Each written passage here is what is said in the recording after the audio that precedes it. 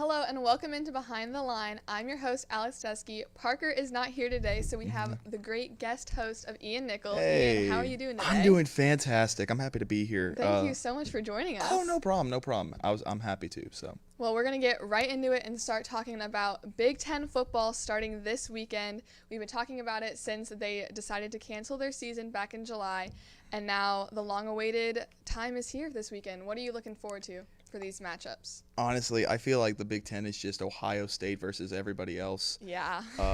You look at Penn State, you're like, oh yeah, maybe they could do something, and then you look at Michigan, you're like, oh yeah, they're gonna get destroyed by Ohio State. So, it is Ohio State versus the Big Ten at this point.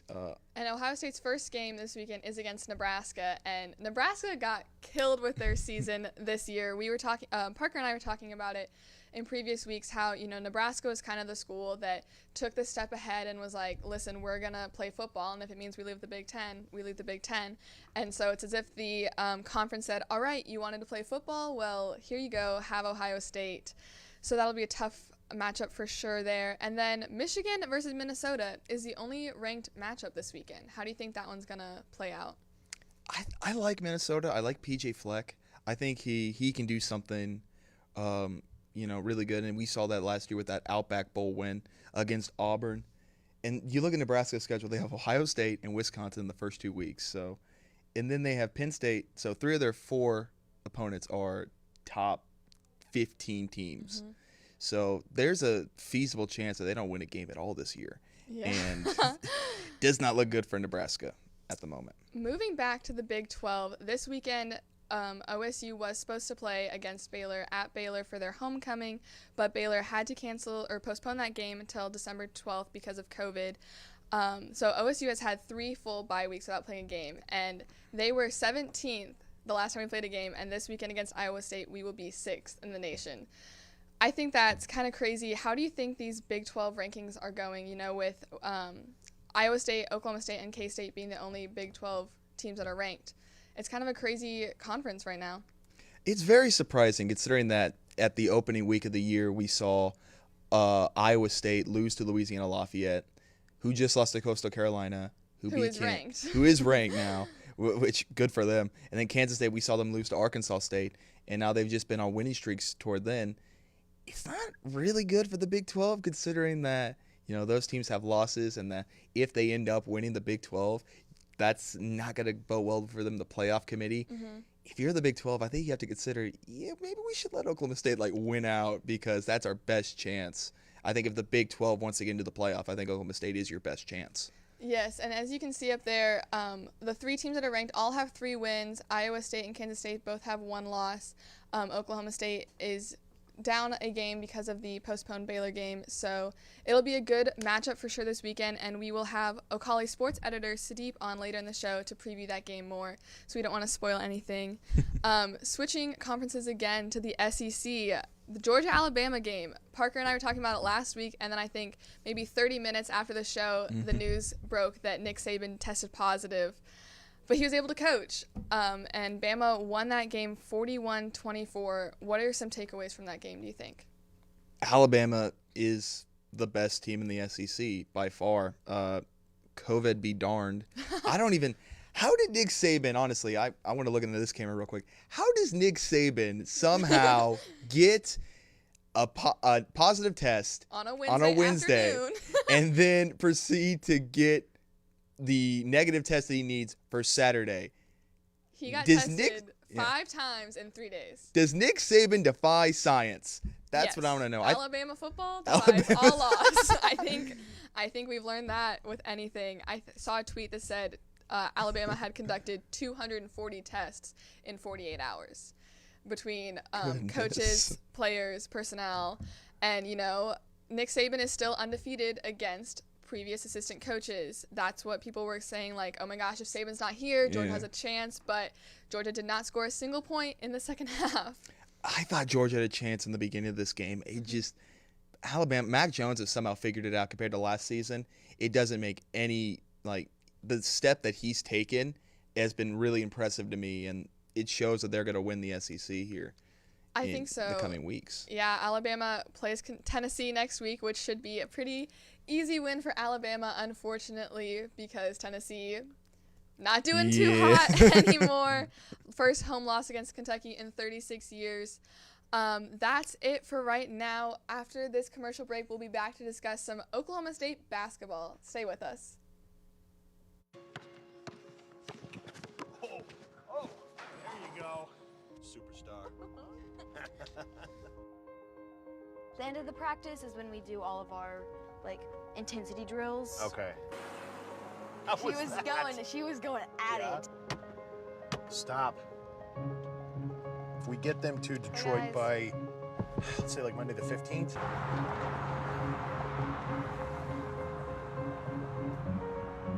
Right there. There we go. Yeah. Just, you can't. Don't want to talk about it. When you see the water tower, you're going to make a right.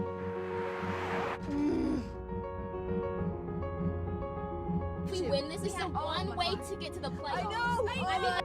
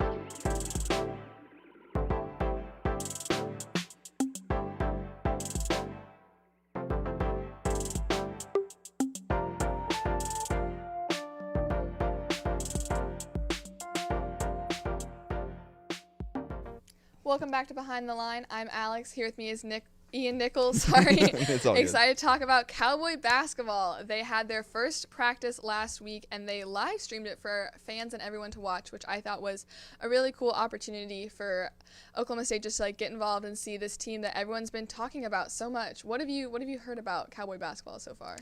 Well, I'm really hoping that we get that ban removed, because Cade Cunningham is going to be a superstar. He's already looking like the #1 overall draft pick on this year. It'd be in the NCAA's best interest to let Oklahoma State into this tournament for revenue purposes. Like we saw a couple years ago when they let Trae Young in as a 10 seed over Oklahoma State, which beat them head-to-head 2 times to 1. I think we could see that potentially again in favor of Oklahoma State this time. I think that something that we've talked about just in past couple months with that ban that was implemented in June, I believe, that for something that happened a couple years with Oklahoma State basketball program, is COVID-19 is taking a hit on the NCAA. You know, they truly cannot afford to not let our team compete at the highest level this postseason, especially with Cade Cunningham being the #1 recruit in America at that time. And he stayed committed. You know, he committed back in February, I believe, and then people were saying, oh my gosh, what if Cade leaves? And the tensions were so high until he was no, loyal and true, baby, staying for Oklahoma State. He has been juggling the point guard position with Isaac Likely. Do you have any ideas on what we should expect to see out of that at all? I think you have to start Cade Cunningham, obviously, with the talent he's provided and how hard they've pushed him, but I expect this Oklahoma State team to have a lot of depth. We could see Likely, maybe they move him around. He's 6'5", so he can easily play the shooting guard position, and we could just see a bunch of moving pieces because basketball is becoming kind of a positionless league at the moment, so we could potentially see, Likely play shooting guard. Likely could play point guard as well, so it just depends on what Boyden decides to do, and definitely I'm looking forward to this season. It should be a lot of fun.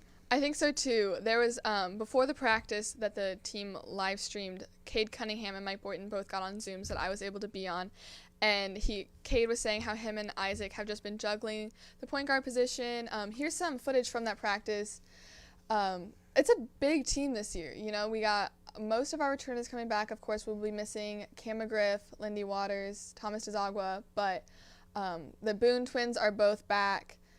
I'm really excited to see them for sure. I know that everyone's been talking about Cade Cunningham and just the hype around his name coming back to Oklahoma State, especially with his brother being a coach on the basketball staff. But Mike Boynton is just really excited about the freshmen too. He said that everyone's really good teammates, and I think that's something that they've worked on this postseason is just bonding. And it was really cute. Cade was saying how the relationship that the players have with Mike Boynton is something that not every team can have. Cade said that if he ever needs something, he can call Mike up, and Mike brings his kids to practice. He brings his wife to practice so that the team just knows what it's like to grow up and be a respectful, successful adult, which I think is something really, really cool that the boys can see Boynton as a role model. Now, what do you think of the other two freshmen, Donovan Williams and Rondell Walker? Those two guys, both one's from Nebraska, Donovan Williams, and Rondell Walker's from Putnam City West. I actually had the opportunity to watch him play a couple times. Oh. He's really good. I really like him a lot. He can do it on both sides of the ball. He's really good. And I also like that Canadian freshman we got, Matthew Alexander Moncrief. Yes, all four of those freshmen. It's a power lineup. And I have a lot of friends up in Nebraska, and they were all texting me like, oh my gosh, did you see Donovan Williams, Nebraska guy coming down to Oklahoma State. Yeah. So I think there is a lot of talent, and what Cade Cunningham was saying was how Boynton doesn't take it easy on the freshmen. He says that there was definitely a big step coming from the high school playing at the collegiate level, and he has made the adjustment easier and possible, but he says it's fast-paced practices at all time and trying to keep up with everyone, which I think is good, getting these freshmen the reps in, and hopefully, Isaac was a junior now, I believe, so he's stepping up in that leadership role, and so now he's able to coach the younger players and get them ready for a good season. What's wild is we only have, I think, a few seniors. We had a grad student, and then Bryce Williams, the transfer from Ole Miss. I'm interested to see how much of an impact he makes in his final season. I think it'll be a great season from Cowboy basketball for sure. They will be playing in the Golden Window Tournament in Lincoln, Nebraska. When we come back, we'll be doing an overall sports preview, talking about some baseball, some NFL. Stay with us.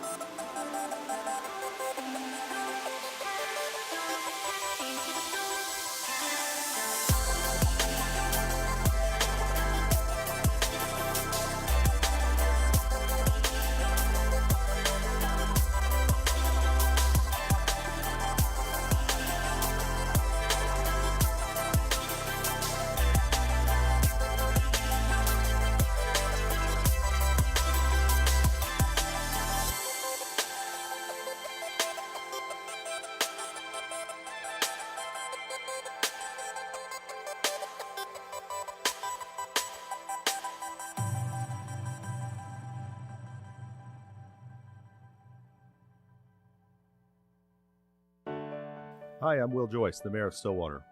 As Mayor, it's my responsibility to help develop plans for a variety of resident needs, including roads, emergency services, and utilities. Some of those services are paid for with federal money that the government distributes to states and communities based on Census Bureau data.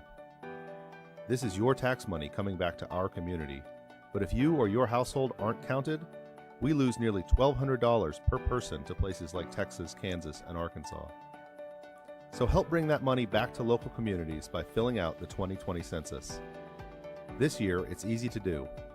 You'll receive a postcard in March 2020 with a unique code for your address. Using that code, simply go online, call, or request a paper copy of the census and fill it out.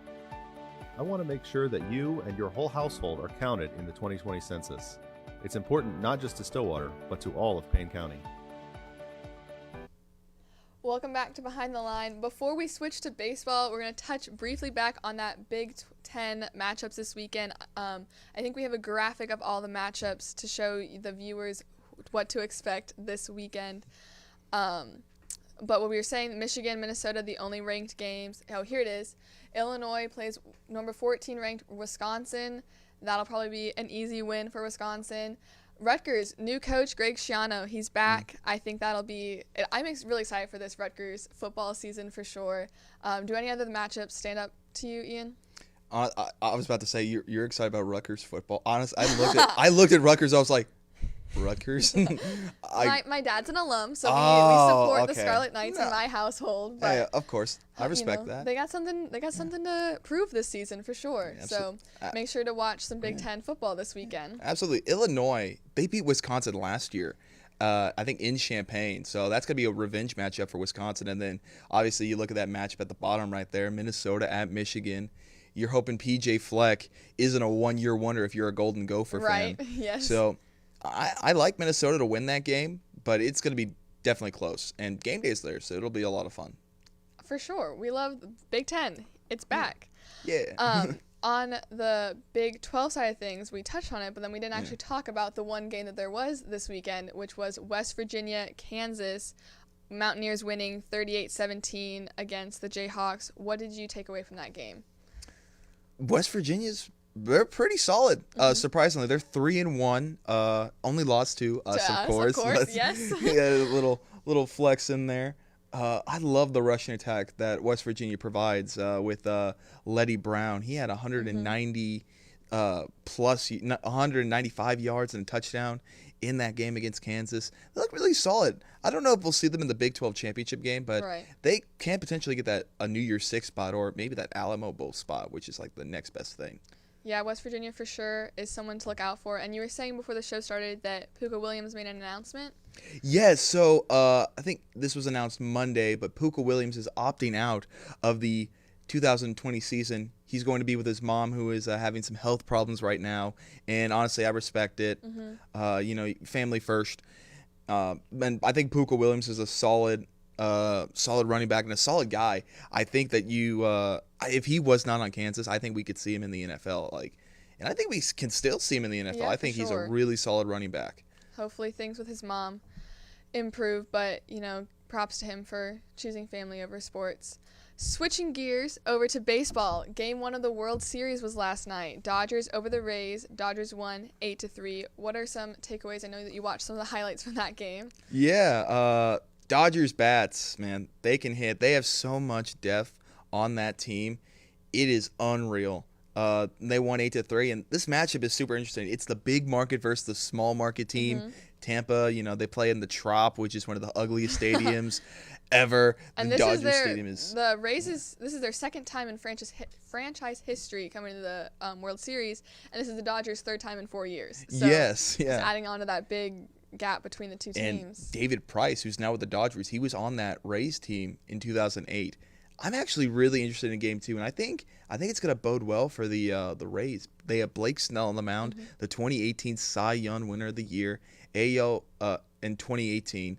I think he's a really good pitcher, and I think the Rays might get this one done. I think the Dodgers will win the series, but I think the Rays are going to pull out this game.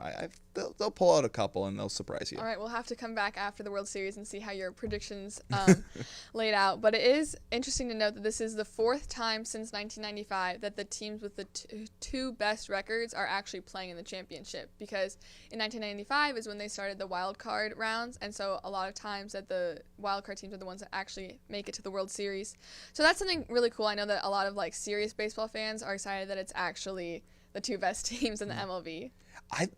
Only the fourth time since 1995. Yeah. That's genuinely surprising, considering that we had the expanded playoff where there's 16 teams, and it just pops out that one seeds only. That's actually really surprising. Well, for sure, we'll need to watch those Rays playing Game 2 later this week. Yeah. Up next, last segment, we're having Ocali sports editor Sudeep Tumo. He will be on to preview the Iowa State game this Saturday. Come back after this break.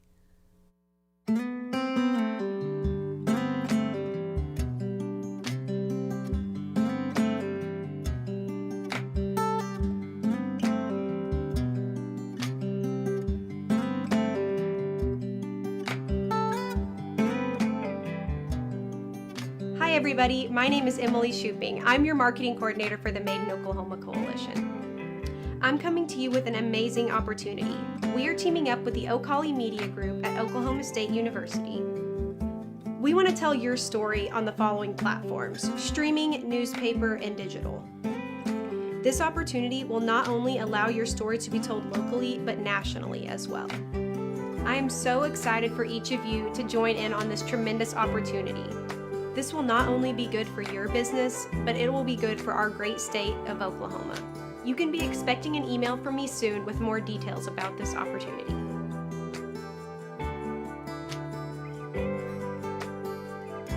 Local has a name, local has a face, local has a flavor. The Made in Oklahoma Coalition.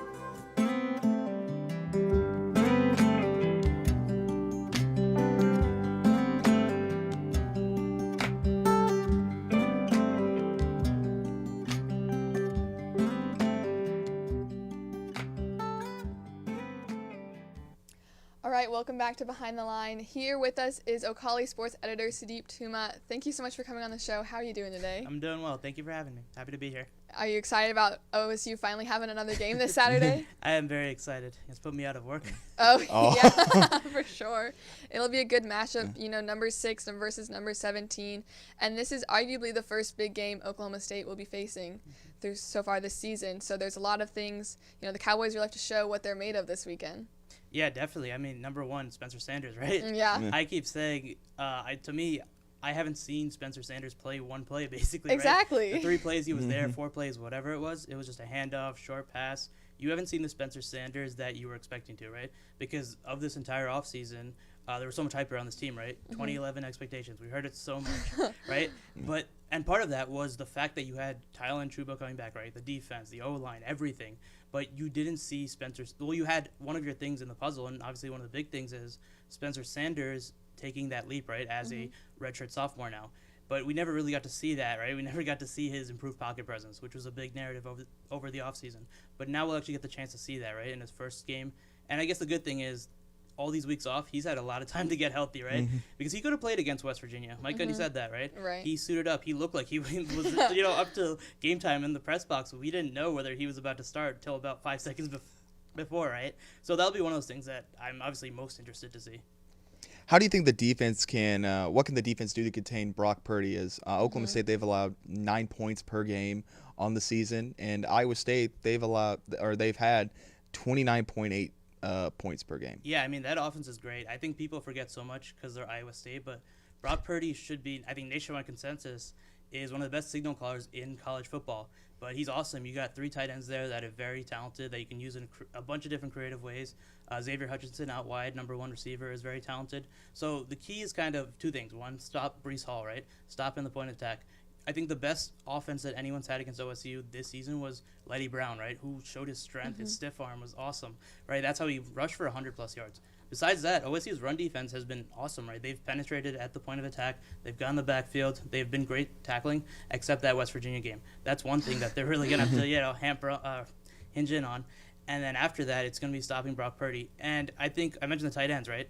That's where you kind of get so creative. That's why teams that have excellent tight ends are so dangerous, because you have these guys you can mismatch, right, down the seams, mismatch against bigger guys, slower guys, right, all these different things. So it's going to be on the linebackers. It's going to be on the schemes of Jim Knowles to really stop that, because that's really where the attack is.